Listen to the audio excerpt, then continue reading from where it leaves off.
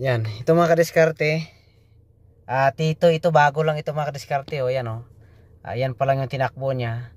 So yan yung reklamo niya. Okay naman yung hangin doon mga kadiskarte, no? Kahit anong dagdag mo ng hangin yan, hindi talaga mawawala yan. So ituturo natin sa inyo yung diskarte kung paano gagawin.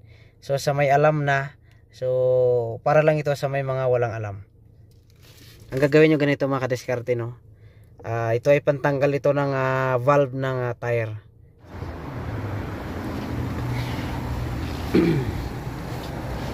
Yan.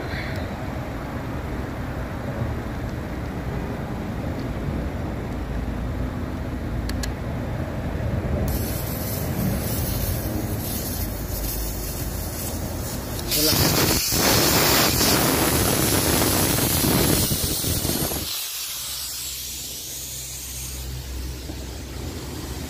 Tapos pagkaubos na mamaya yung hangin niya lahat, saka natin yan lagyan ng panibago.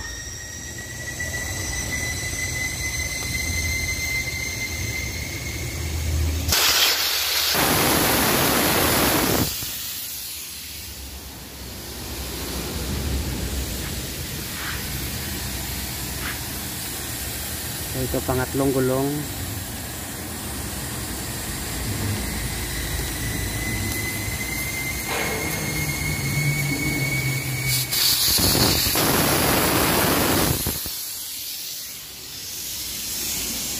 Yan ay pang-apat.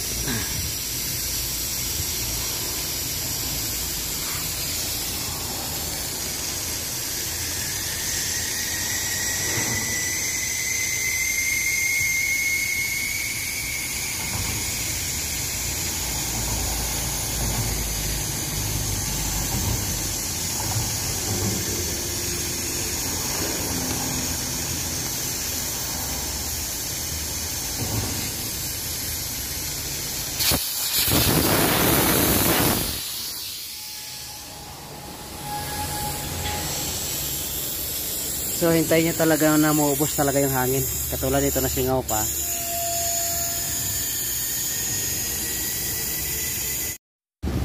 Ayan, so ibabalik na natin.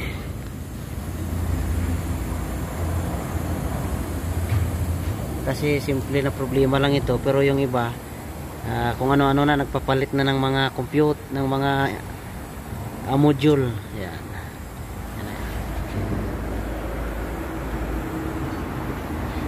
Tapos hanginan natin mamaya lahat yan.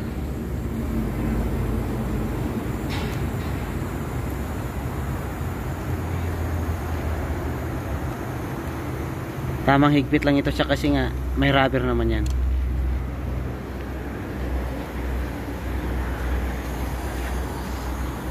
Ay! Ha?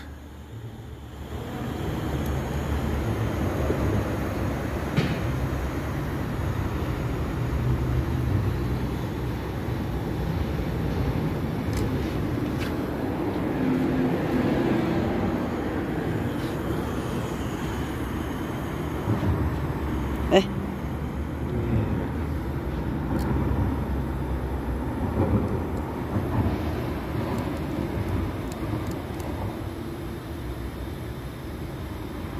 Okay.